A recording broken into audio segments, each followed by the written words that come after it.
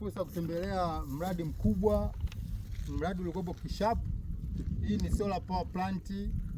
Solar power plant hii ipo chini ya TANESCO, shirika la umeme Tanzania, lakini ni mradi ambao una megawati 50.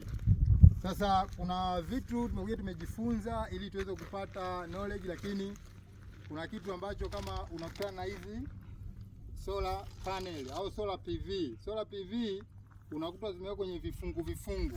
Hivi vifungu hivi tunaviita table. Unakuta kuna table hizi zimewekwa solar. Sasa kila table moja ambayo unakuta ina solar 30. Lakini kwenye hizo table unazoziona hapo unakuta kuna table almost 16 ambazo zinaenda kwenye MVPS. MVPS ni medium voltage power system. Nadhani ipo mbali kidogo pale, unaweza tukaiona, lakini zipo hizi MVPS zipo kama 6 hivi. Kwa hiyo wamezilink mbili kwa ajili ya kupeleka supply ndani. Lakini kwenye ile MVPS kuna vitu vitatu. MVPS yenyewe ina ndani ina power inverter, ambayo inverter yenyewe inapokea voltage ya kutoka kwenye solar ambayo ya DC. Maana hizi solar nilikwambia kwenye table zimeungwa in series kwa kila table moja. Hizi ziloungwa hapo zinatoa voltage ya 1200. 1200 zinakuja zinakutana kwenye sehemu za combiner box. Combiner box inapokea hizo solar table kama 16 hivi. Zikipokea pale sasa, tunasema kwenye table huko tunaita kitu kinaitwa, mara nyingi kunakuwa na ile law.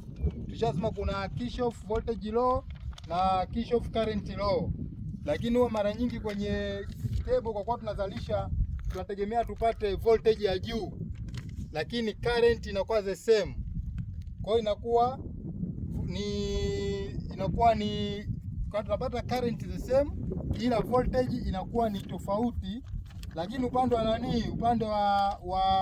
upande wa kule wa nini kwenye solar PV tunaita Kirchhoff current law, lakini upande wa combiner box tunaita Kirchhoff voltage law.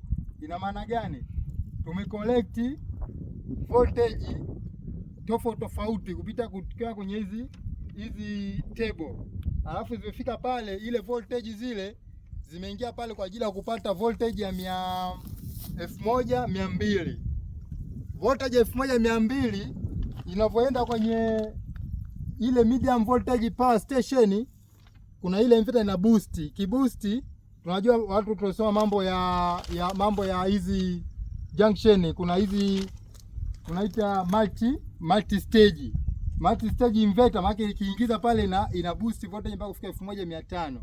1500 itatoka pale itaingia kwenye transformer. Transformer yenyewe ile inapokea 600 voltage 660 voltage ya AC na inatoa 33 kV kwa ajili ya step up. Ikitoka kwenye step up voltage tunaingiza kwenye kitu kinaitwa RMU, ring main unit, kwa ajili ya kucollect kwenye MVPC nyingine ili iweze kupeleka kwenye substation, kuipokea kwenye bus bar. Bus bar baadaye itatoka kwenye transformer nyingine kwa ajili ya step up tena kuipeleka kwenye 220. Kwa hiyo tumejifunza vitu vingi. Solar inahitaji vitu vingi. Kuna mambo ya inclination angle. Unaweza ukaona solar zetu zimekuwa kwenye angle fulani, lakini unaweza kujiuliza, jua linatokea mashariki linazamia magharibi, lakini solar zetu ukiangalia zinaangalia upande wa north.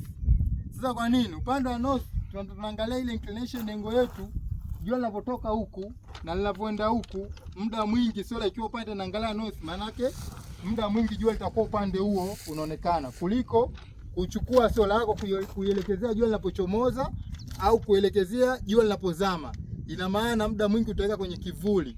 Lakini ukiweka upande wa north ikiangalia, na standard ya engo anakuambia hivi 7 mpaka 9, utakiwa uizidishe, lakini inategemea na nchi husika. Ila nchi yetu mara nyingi tunatumia 7 mpaka 9 engo ambayo inatakiwa incline kwenye north pole, lakini ili kuweza kupata ile jua muda wote.